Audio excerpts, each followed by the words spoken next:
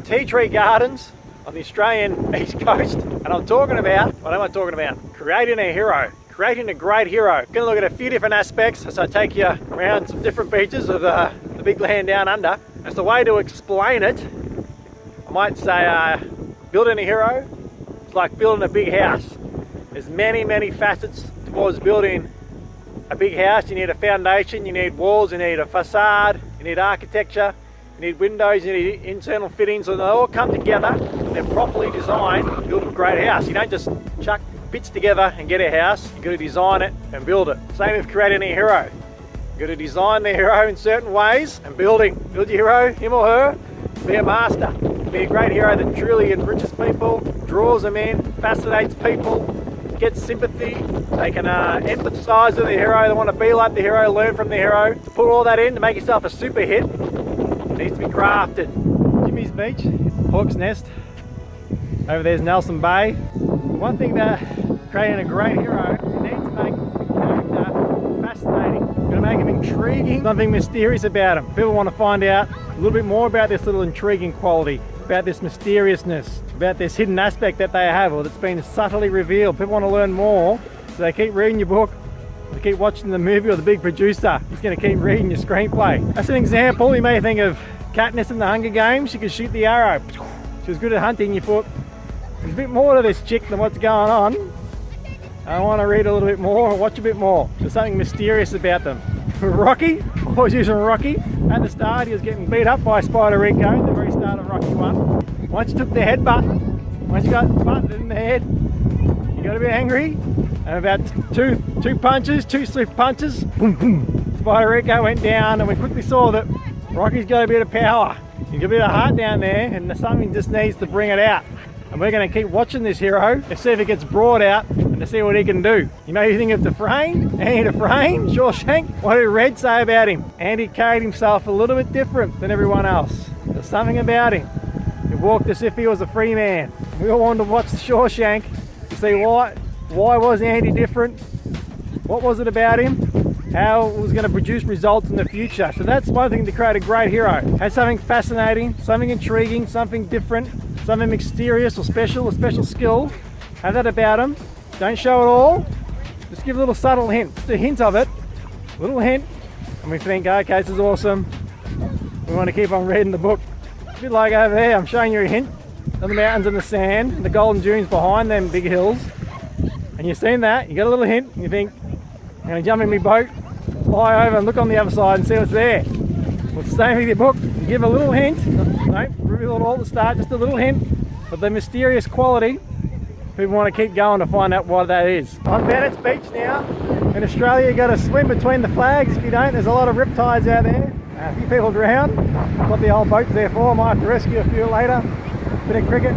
But another way to make your hero awesome, if you can hear me over the wind, you got to identify with your hero. You got to identify with them, understand them. Now, how do you do that? It's not necessarily by making them like us, by wearing the same clothes or the same hat, the same hairstyle. That doesn't really count. What it is the two things that are core to everyone's life, and that's when you want something and when you need something. So I want a goal or a desire or a drive, and a need, something you truly need but you're not too sure about. So as an example of Rocky, he wanted to go the distance of Creed, and he needed to be a man. He wanted, or did he want, not to be another bum from the neighbourhood. To do that, he needed to go the distance. He had to learn what it took to be a fighter. Apollo showed him how to be a fighter. Apollo was going to fight the fight. That's the way it is, that's the way it's going to be, he said. Apollo taught Rocky that he had to fight. You got to be a fighter. He needed that, and his want was not to be another bum. So we identify with Rocky there. With Dufresne, his want was to get the hell out of the Shawshank, and his need was he had to embrace Red as a friend, not be a loner, and he needed to accept that it was going to take years and years and years of his time to get out of the Shawshank. So when we see these things that we all have in common, we all have desires or goals or dreams, and we all have things that we went down, and we all have things that we really need in life. Sometimes we don't want to admit. You might need a good mate to point it out to you, look, it's like you really need. So when we see that, we can identify, because they're the things that are core to life, desires or wants and the needs. So character. You start them off subtle to start with, you start them off gentle, and let it build and build and build and build. And eventually, I've said this before, but the desire when they strive for the goal, it usually solves the need. When Rocky strove to go the distance, it solved the need. He was no longer another bum from the neighbourhood, but he raised himself up. He learned how to live as a man. Polo taught him how to live as a man. Remember that? Polo, what a legend. If you lose your thongs, place them there and you come along, get your thongs back. This is Elizabeth Beach. Tide is out. Another point, to people love your character, you build a great hero. So you got to understand your hero. You got to have the empathy. Not necessarily just like sympathise and say, oh, poor bloke. Sometimes we think they don't inspire him, but if we have empathy or understand the hero, that's a great way of sticking with them. Even if you don't like them, if you understand their motives towards a certain goal, you tend to want to stick with them and know their story. The hero might want to go for a swim in the beach, swimming out in the beach.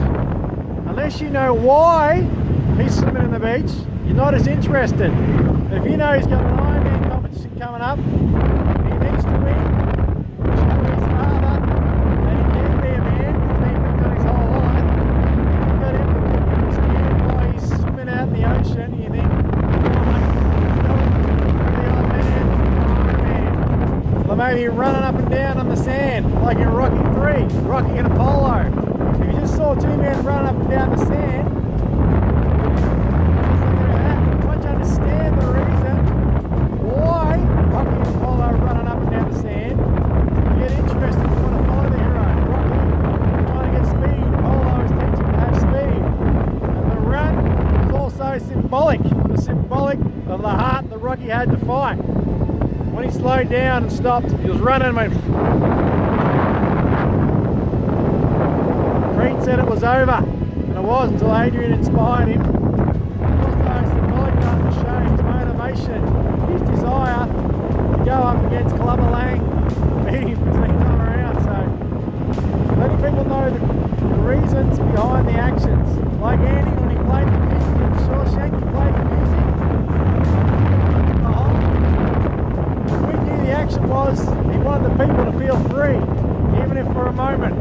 So once we knew why he wanted to do something, we were on his side. Look at an action, make sure you show why they're doing it. So why they're going down this big path. You may want to make your hero have a need to become a better person. So if they've got some kind of a need to become a better person, to treat people better, or to have more empathy themselves, or more caring, or to listen to people more, or don't let people in, stop shutting people out. If you can do that, I think some kind of a personal need that affects others, a need to grow, we're sort of on their side too. We're watching them saying, come on, you can do better than that. You need to grow to be a good, empathetic hero. Since I'm walking in a place that looks a little like Jurassic Park, I thought I'd use an example from Jurassic Park.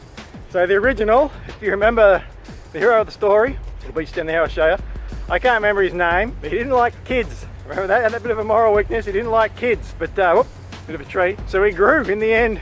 He liked the kids, and very slowly he came through and he was forced upon him to start with to look after the kids. It was forced upon him, he didn't want to do it, but he had to do it.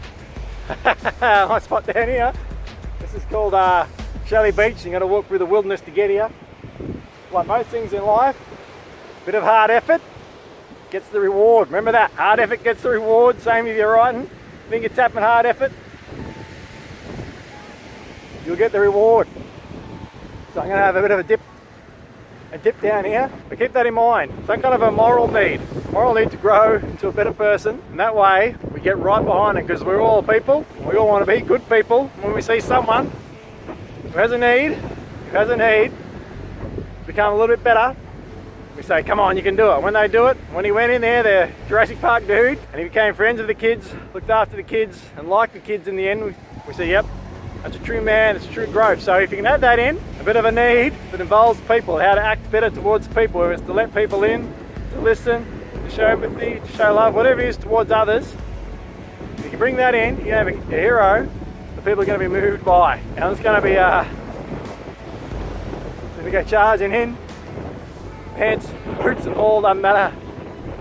See if I can inspire some good folk. Here we go. Come on. you want to help me out, you can buy the Swimming in Puddles self-help. Whoop, gonna get around it. Swimming in Puddles self-help book. Saving a bit more than a puddle just then, but it's what built my mentality. So I make $2 a copy, but I want to get to 10 reviews, 2 buys. If you want to buy a copy and leave a review, $3 something a copy. I want to get to 10 reviews if I can. I get to 10, I'll be pretty stoked. But gonna go get some tucker. Catch you next time.